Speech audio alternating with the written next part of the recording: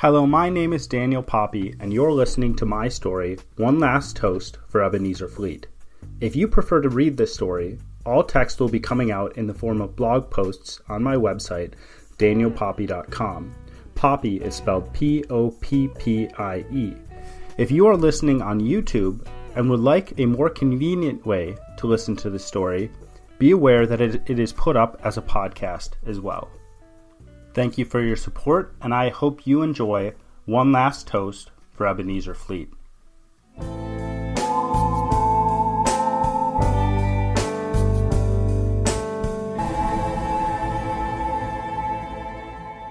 One Last Toast for Ebenezer Fleet. Chapter 5. Isaiah sat in a dull room. He thought the walls were green, but he was not sure. Its light bulb was dying. Soon it would be gone, and the room would be plunged into darkness. And the little color he now saw would be gone. He knew that. The little light that came in from the hallway would be enough to show the shape of things, but little else. It would give any person in the room enough light to navigate, but not enough to see the color of the walls. No. The color only existed in a place with light. The inherent property of each thing in the room would take in all the colors but one, and it would spit out whichever color the human eye perceived it to be. But the color of the walls did not matter to Isaiah. The theory behind why they had color, the theory that said they only presented that color with light, was what mattered to him. This room did not. Not in a sense that most people would say it mattered. Not in the sense the others in the room, his brothers, understood it to matter. They were Isaac Newton, all three of them, and he was Einstein. Why? Isaac Newton had developed rules for his physics. He had asked how objects moved through physical space. He had surveyed what he could see, and he had developed unseeable ideas from those observations that were now known as Newtonian physics. Newton's perspective was from beneath an apple tree, but Einstein? Einstein stood on light beams. Einstein stood on nebulae. He stood on time itself, and because of his vantage point, he saw something else. He realized Newton's model did not fit with the wider universe, so he gifted the world with quantum physics, a theory that Isaiah was sure would unlock the universe to humanity. Isaiah's brothers were Newton. He was sure none of these three could explain Newton's ideas with any intelligence, but they were Newton in a different way. They saw the four walls of this room. They concerned themselves with whether they liked the ugly green walls. The bulb hanging from the ceiling above the hospital bed was dying, and they concerned themselves with being able to see once it was out. The room had an antiseptic smell, but despite being scrubbed from the darkest corner to the hardest to reach ceiling tile, it did not feel clean. It felt as if it had fallen into disuse and was covered with a layer of dust. Where Isaiah concerned himself with germ theory, his brothers were certain to worry whether the room had been cleaned enough. And the dichotomy between himself and these three went on and on. Daniel was thinking through the mechanics of the breathing machine at the head of the bed. Isaiah was thinking of the mechanisms of reality allowing the machine to work. Jeremiah, on some level, was wondering if he could pull some emotion out of the situation for some future acting role, while Isaiah was thinking of the recent experiments that stuck electrodes to the brains of rhesus monkeys to see what would happen with specific directed shocks. His brothers dealt with reality from the simple perspective. They interacted with reality as it presented itself. Isaiah? He looked at reality from the perspective of how reality worked. His mind did not spin with numbers as these three brothers may have thought. His mind was uplifted by theories and thought experiments. How did the world work? That was the question foremost in his mind. How did the world work? And after that question was answered fully, the real work could be done of exploiting that knowledge for the benefit of humanity. These ideas would not only improve life on Earth, it would send people to the stars. The first man, a Russian, had gone up into space only a few years before, and Isaiah knew that short orbit around the Earth was only a beginning. Humanity's destiny was out in the stars, and if he could have anything to do with it, he would. Isaiah did not blame his brothers when they concerned themselves with what they could be seen. He did not scoff at them when they focused on this small city, or this small hospital, or this small room. He only had something larger on his mind. A person only lived 75 years, a little more if that person was lucky. Isaiah would die eventually, sooner than he wished. But the things that were to come, they would be far greater, far grander, and perhaps everlasting. Anything next to these revolutionary ideas were small in comparison, and he had a hard time making himself care about them. It was the same today. Isaiah experienced what everyone else in the room experienced. He saw the ugly green walls. He felt the darkness of the place. He heard the hushing breathing machine and saw its billows moving up and down. But he did not care. He knew he should care. He tried to will himself to care. He tried to gin up emotions to walk himself through an interpersonal fantasy, but it did not work. He saw his father on the bed. The small breathing mask covered his nose and mouth. His eyes were closed. He looked peaceful except for his skin. His father always had a healthy redness to him, the Irish blood running hot and strong.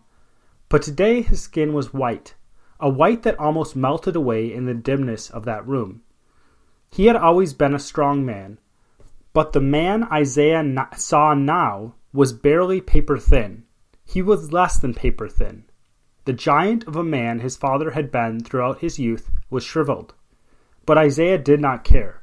He did not feel any flutter of emotions as he looked down at the bed. His father had been shot. He had been rushed to the hospital. Ezekiel had already been there when Isaiah arrived. Jeremiah arrived shortly after and threw himself onto the old man in a sobbing fit. Ezekiel held back tears. Daniel's face had been in a permanent grimace since his arrival. Isaiah's brothers all showed emotion, but he did not feel any himself.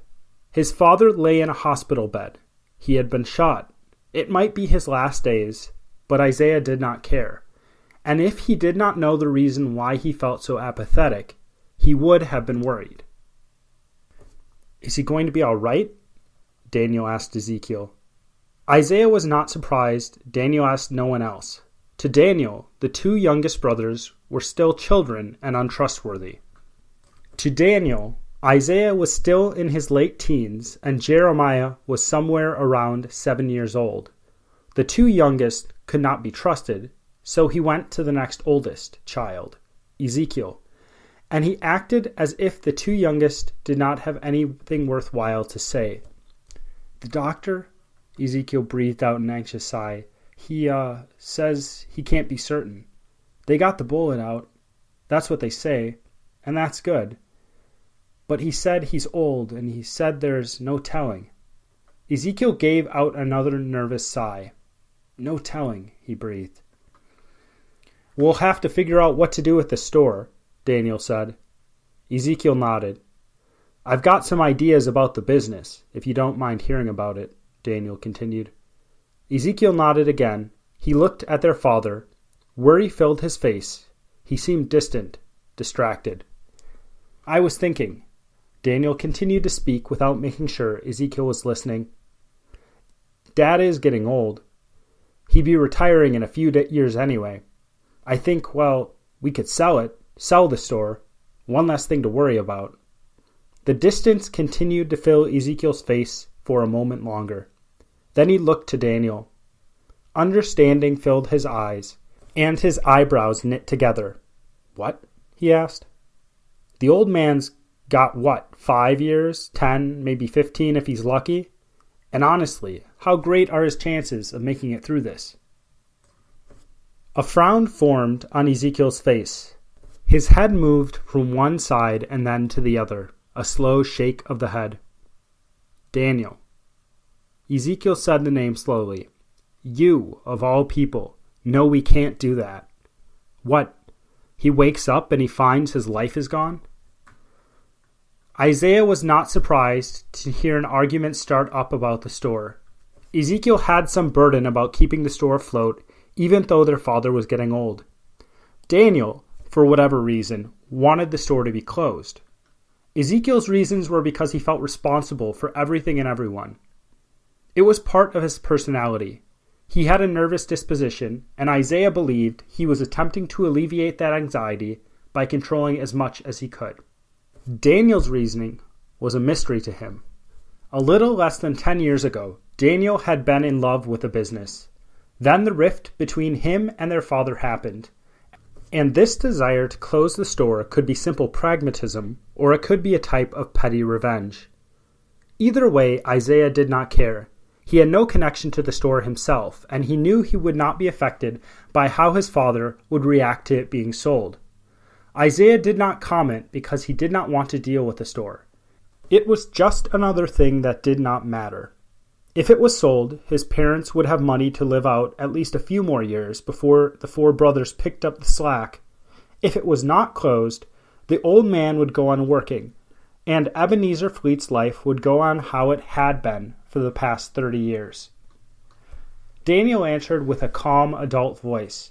He always tried to present himself as the most logical in the room, and though it would have annoyed Isaiah in another situation, he turned his attention to Jeremiah instead. Jeremiah was the opposite of Isaiah. Somehow, the two youngest had chosen divergent paths. Isaiah had chosen a life of science. Jeremiah lived a life of emotions. And that was why this youngest brother was throwing himself into acting. Jeremiah's face was buried in their father's chest. His shoulders rose and fell with sobs. Isaiah heard a small whimper from him. He was the favorite, the Joseph of the family, and he was reacting how Isaiah expected a favorite to react. Jeremiah's world was falling apart, and the logical reaction to one's world falling apart was falling apart oneself, which he did well. As a child, Isaiah had been acutely aware of his father's favoritism. As he grew older, he pushed himself away from those desires that only caused pain, and now he no longer envied Jeremiah. Why? Well, Jeremiah was the one sobbing on the bed. He was the one breaking down. He was the one overcome by emotions. Jeremiah had become dependent upon their father. Would he be able to live if their father died? Isaiah was glad he did not have to ask the same question about himself. "I'll run the store," Ezekiel said. He and Daniel continued to argue as if the other two were not in the room. Daniel frowned. Isaiah was sure Daniel did not expect so much pushback from Ezekiel. Ezekiel was not weak, but he was a compliant person, a people pleaser. No, Daniel answered. "We are not keeping the store." He brought a hand up to his face and pinched the bridge of his nose. He shook his head. "I know how this is going to work. You say you're going to run the store, and then 3 months later I find myself running 2 businesses. Ezekiel shook his head back in defiance. "That's not going to happen." His head continued to shake. "That's not going to happen because in 3 months, Dad is going to be awake and running the store himself." Daniel laughed, a slight chuckle, a weak chuckle. "Did you look at him?" He pointed to the bed. "He's a heartbeat from death. He'll be lucky to get through the week. 3 months? 3 months? He'll already be rotting in the ground by that time. We shouldn't have to take this long to figure out what to do with the store. We should already be on to planning a funeral." Ezekiel scoffed. His mouth fell open. He looked to their father, and Isaiah saw the question of death spin through his mind. "What? What?" Ezekiel answered. His eyes squinted, his mouth curled into a frown. "You think he's going to die?" Isaiah's voice rang through the room. Ezekiel and Daniel turned to him. Daniel stared at him blankly.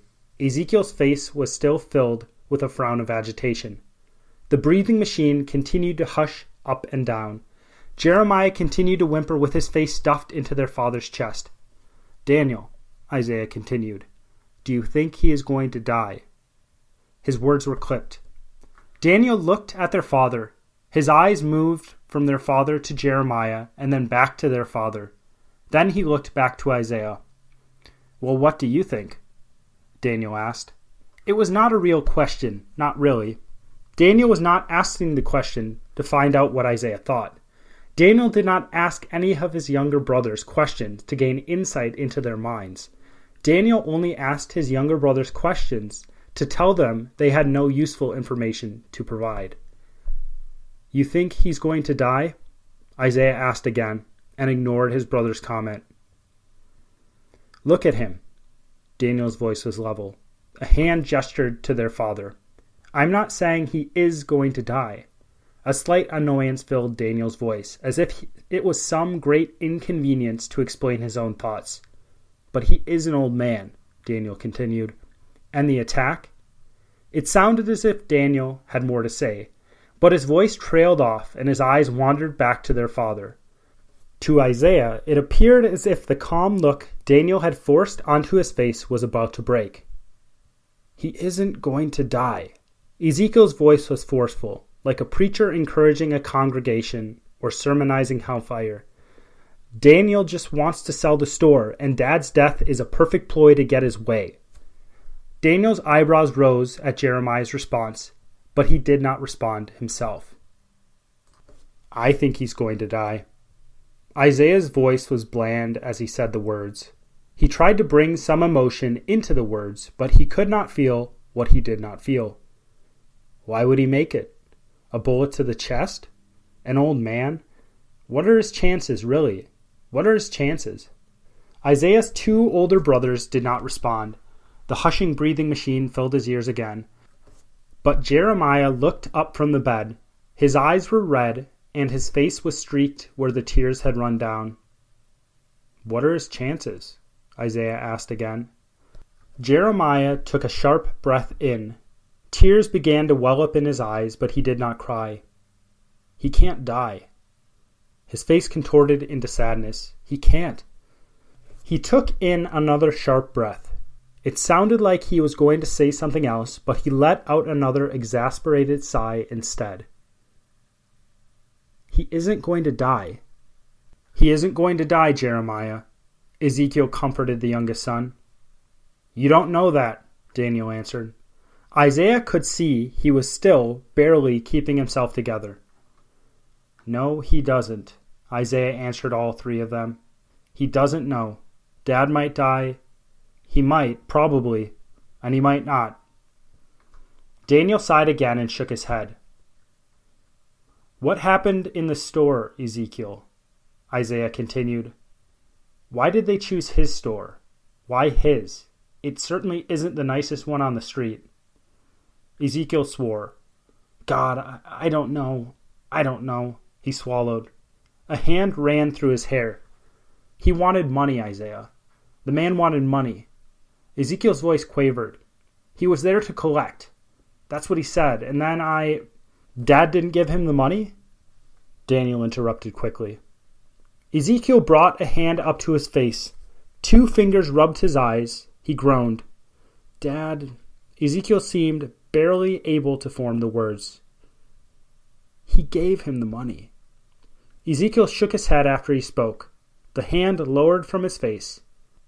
To Isaiah, it looked like Ezekiel had something he wanted to say, but he remained silent.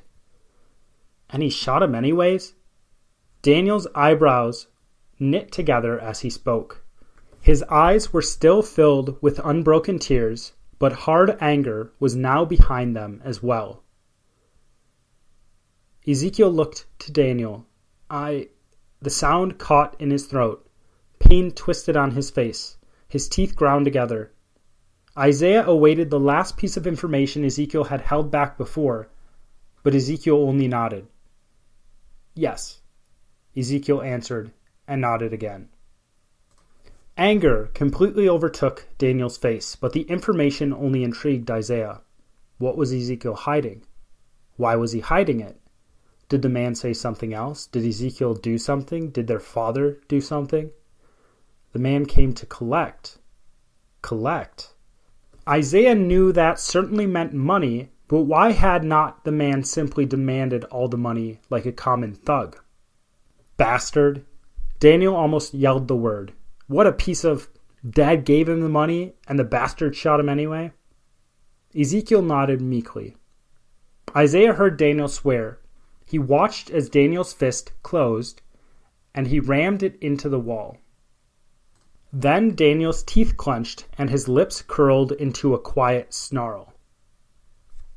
Isaiah was surprised by Daniel's reaction, and it told him he was not simply trying to sell the store out of petty vengeance. Isaiah knew that a fit of rage from both Daniel and their father was what had formed a rift between the two, but that had been almost 10 years ago, and his older brother was now not often given to uncontrolled emotion. And Isaiah did not expect a piece of information such as this to make that stony exterior finally erupt. He came to collect. Isaiah asked as Daniel continued to boil. Yes, Ezekiel answered. Collect, that's what he said. Ezekiel looked to their father, and his jaw tightened. It sounded like he had been there before. The mob? Isaiah asked. Ezekiel shrugged. Isaiah felt a laugh well up inside him, but he did not allow himself to laugh. He looked at the husk of the man on the bed. How? How had this little Irish Ebenezer Fleet gotten himself caught up in the mafia? Isaiah shook his head at the old man as if he were a child who had done something both wrong and humorous. Ebenezer Fleet had somehow gotten involved in the mafia, and Isaiah wondered how that had happened. Had he taken money from them when he opened his business? Was he a compulsive gambler? Did he work for the mob in some other capacity? Another laugh welled up in him, but he again pushed it down inside. The mafia? The word came out of Daniel's mouth as a growl. Isaiah and Ezekiel turned to him. I think we should kill the man who shot him, Daniel continued. I want to kill him. Daniel's face was hard as he said the words. I want to hunt him down. And his friends too, if he has any. All of them. He looked to Ezekiel and even to Isaiah as if he were asking each for help. What? Confusion filled Ezekiel's face. Isaiah laughed. Ezekiel looked over at him with more confusion. Would you like to go to prison? Isaiah asked. Because that is what will happen. Isaiah laughed again. If you can kill the man. I can kill him, Daniel answered. Why don't you just go to the cops? Isaiah replied. Then you won't die or go to prison. Like the cops will do a damn thing, Daniel muttered. Ezekiel shook his head. No, no, no, no. His head continued to shake. No, no, he continued. We can't. Why the hell not? Daniel stumped over to the bed. Do you see this, Ezekiel? Hell, do you see it? He pointed down to their father. If we go to the cops, they'll say they'll do everything they can. But have you ever dealt with those idiots? Half are owned by the mob. The other half are club-carrying cavemen. 6 months later, they'll come back and tell us they found nothing when they really didn't do a damn thing. It doesn't matter, Ezekiel answered. We can't go out and kill people. Daniel laughed this time, an angry laugh. Should justice find murderers? He asked. His voice was calm once more, an angry calm. Of course they should, Dan. Ezekiel replied just as calmly, though Isaiah saw the anger rising inside him. Should they walk the streets? Daniel continued. What do you think? Ezekiel did not sound angry. He sounded annoyed. And what if the law will do nothing? What if it is broken? The final words Daniel spoke were slow and forceful.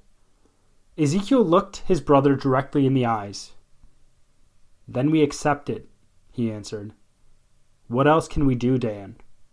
Daniel threw up his hands. A huff of breath came out of his nose. Isaiah? He looked over to the next youngest brother. Isaiah looked in Daniel's eyes. He saw the hate again. He saw the sheen of tears. Isaiah saw a bundle of emotions in those eyes, and he found himself surprised that Daniel was looking to him for help. Isaiah shook his head. No, Daniel, I would prefer not to go to prison, he answered his older brother. This was the truth, but it was just the surface of the truth. He did not want to go to prison. He did not know anyone who would want to be locked in a cell for no reason. Ezekiel's reason for not wanting to go out and kill the man was not that he would go to prison. Ezekiel thought seeking his own justice was immoral. But it was different for Isaiah. Isaiah was not sure whether he cared it was immoral to seek one's own justice. He was not certain it was an abomination such as Ezekiel saw it. If he had a good reason, if he felt that desire for vengeance welling up inside himself, he might see a good reason for going out and killing one who had wronged him. But he did not have a good reason to do this. Daniel did. A man had killed his father for no reason. He had come to collect, whatever that meant, and that man had killed his father because he could. Daniel's father was on the bed. Daniel's father was dying. Daniel had been robbed of someone he loved, and the only way to find justice for that person was in acting justice himself. But Ebenezer Fleet was only a man to Isaiah. Sure, they shared the same DNA, the same features, the same pedigree according to their mother, but when he looked at that man on the bed, he did not see his father. Ebenezer was just a man. Isaiah did not know his father. His father did not know him. And why would he die for someone he did not know or care about? Daniel swore again. "Are you even Fleet?" he asked under his breath. Isaiah knew it was the worst insult his brother could muster. The light bulb flickered. It dimmed, and the room started to grow closer to colorless black and white. It suddenly felt like a tomb that had been shut off from the world for centuries. "Who would have guessed you would be so petty, Dan? Don't get what you want, and what do? Isaiah watched as Ezekiel tried to laugh through his pain. "Throwing out insults. Are you 13? Isaiah's eyes moved across the room. He looked at the green walls again. He did not care about what optics said about them being green. It did not matter anymore. That color had suddenly started to look sickly to Isaiah. Their father? He was even worse than green. He was not white. He was worse than white. The old man was translucent. "I guess the store and Dad's funeral won't be the worst of our problems," Ezekiel continued. "We'll be burying you too, won't we? We'll bury Dad, we'll bury you, and sure as hell we'll be burying Hosea in a few years too." Daniel laughed. Isaiah followed his father's thin arm down to his spindly, wrinkled hand. He looked at the back of Jeremiah's head. The boy's arms were still wrapped around the old man's torso, and his face still buried in his chest. His shoulders lifted with sobs. "I'll give you $50,000, Daniel answered. "If you help me, I will give you $25,000 each." "Good," Ezekiel spat back. "Then when we die, there will be something to pay for both our funerals. I'm not going to do it. Isaiah isn't going to do it. It is wrong, and you can't buy us off." Ezekiel was wrong that Daniel could not buy Isaiah off, but Isaiah's price was much higher than $25,000 if it was the mob they were dealing with. Daniel laughed again. Isaiah looked to Ezekiel. Ezekiel's eyes burned into Daniel. "Ezekiel." Daniel shook his head and sighed. Isaiah could see that he was trying not to smirk as he spoke. "Do you see the man? Do you really see him?"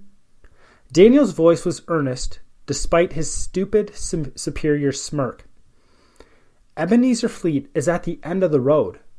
Dad is at the end of the road, and nothing is going to happen. No one is going to do anything about it." Ezekiel growled. He glanced down at their father and the sobbing Jeremiah. "Do you think I want him to die? Do you think I want that to happen?" Each of Ezekiel's words were clipped as if speaking them took great effort. Ezekiel laughed, an empty, worry-filled laugh. He muttered something under his breath Isaiah could not understand. "What?"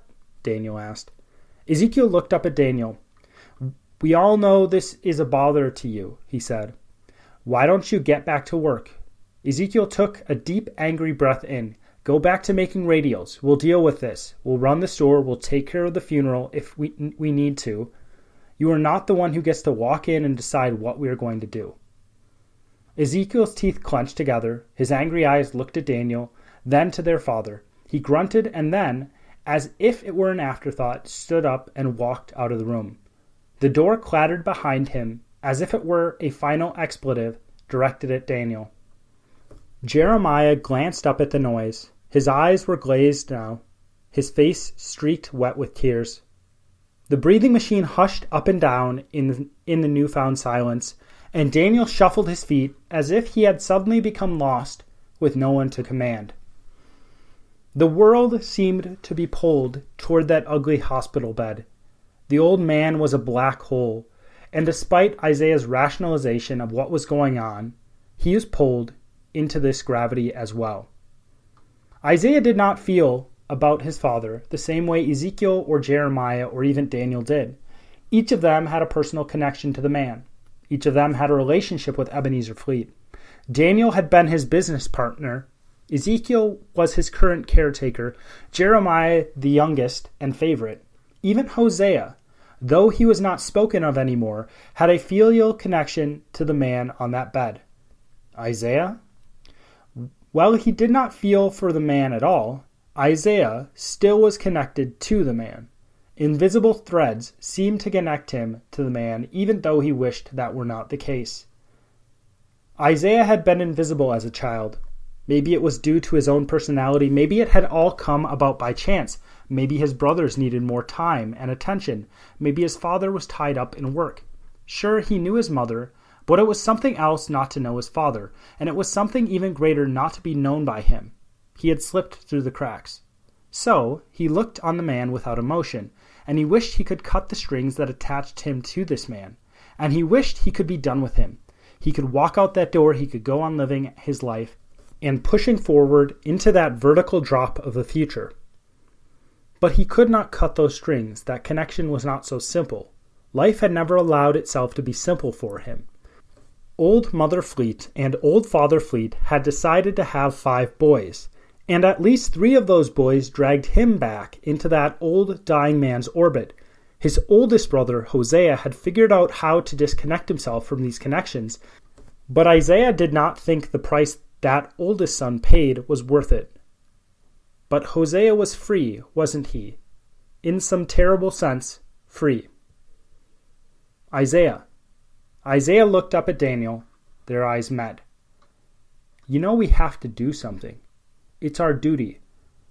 You know that the police aren't going to do anything about this. We have to be the ones to do it."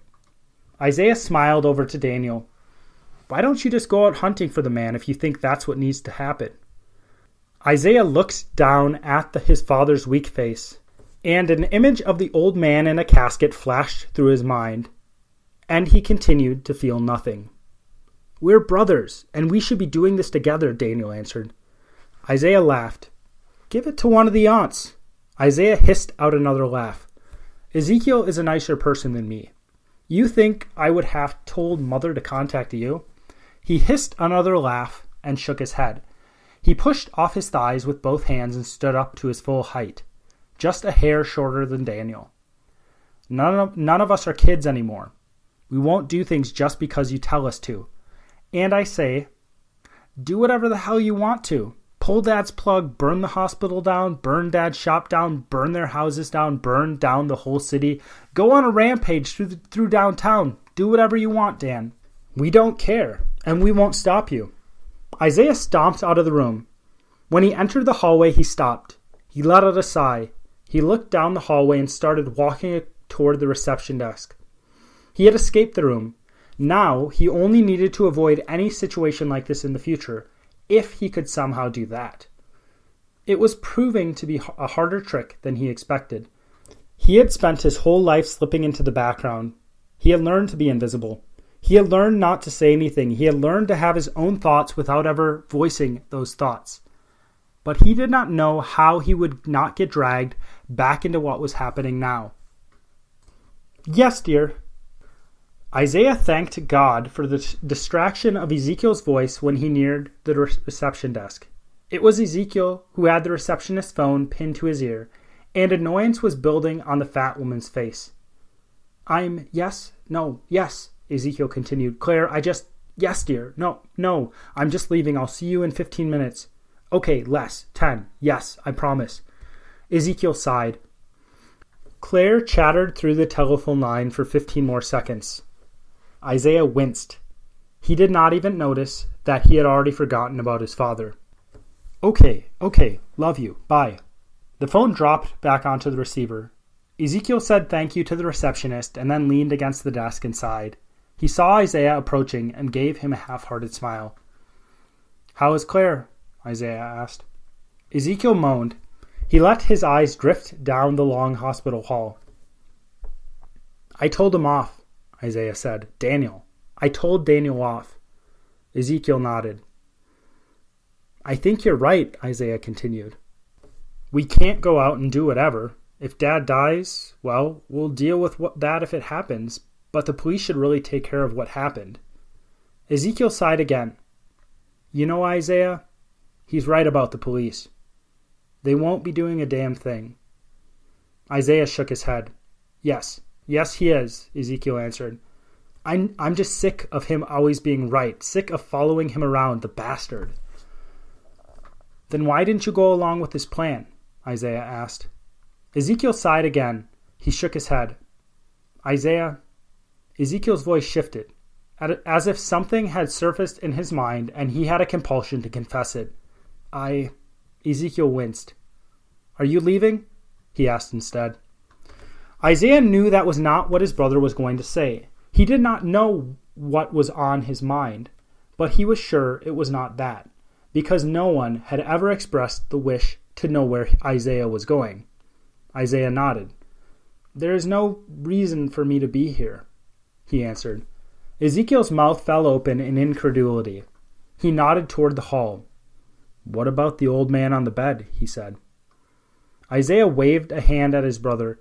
He wanted to tell Ezekiel his father did not care if he was there. His father probably forgot he existed more than half the time. But he knew what Ezekiel would say if he said what he wanted to. He would tell him their father cared about each of them in a unique way. Ezekiel would tell him their father would be glad to see him when he woke up. But Isaiah knew his father would greet everyone else warmly and then greet himself as if he were an unwanted dinner guest. It was not that the old man wanted to be cold toward him. Isaiah knew the opportunity had been lost for him to get to know his father, and how his father treated him was the best he could do with what he had to work with, which was not much, because he had nothing to work with.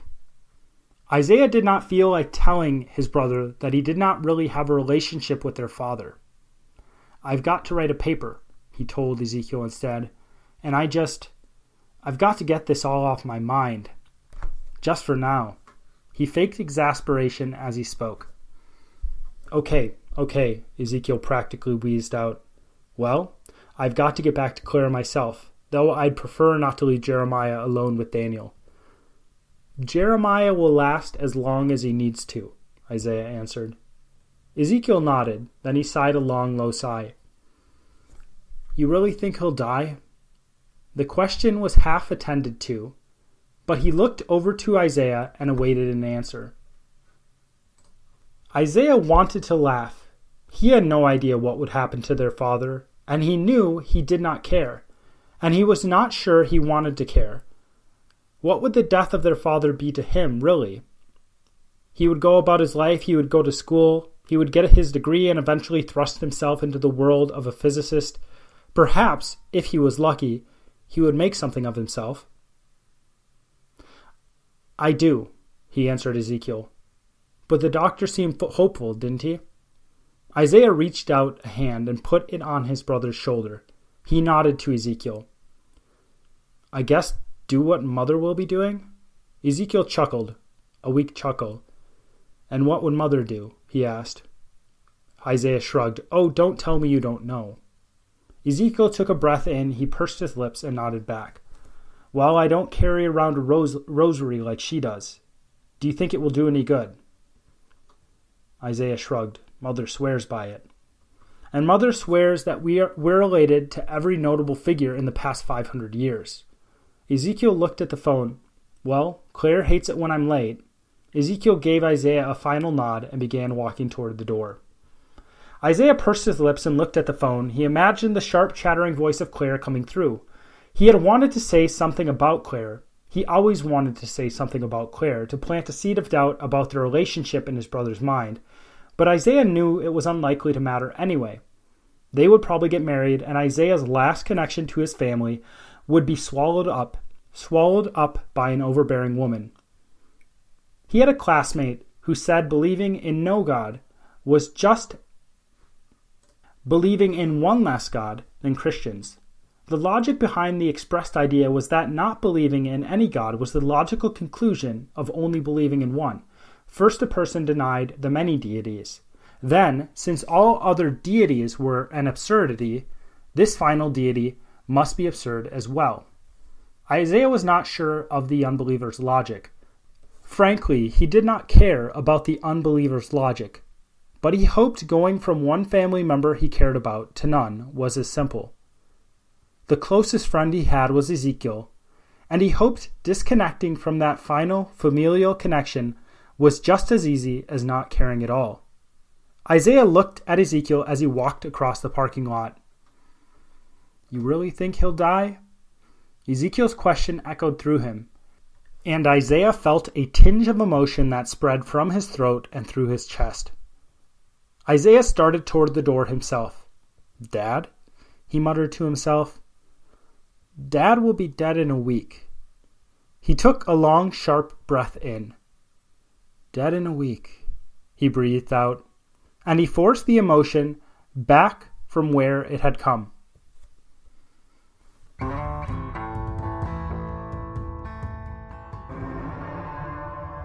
If you enjoyed One Last Toast for Ebenezer Fleet and would like to show your support, the biggest way you can do that is by heading over to iTunes and giving this podcast a 5-star review. If you want to support me further, follow me on Facebook, Twitter, or Instagram, hit that subscribe button on YouTube, or hit that subscribe button on your podcast app.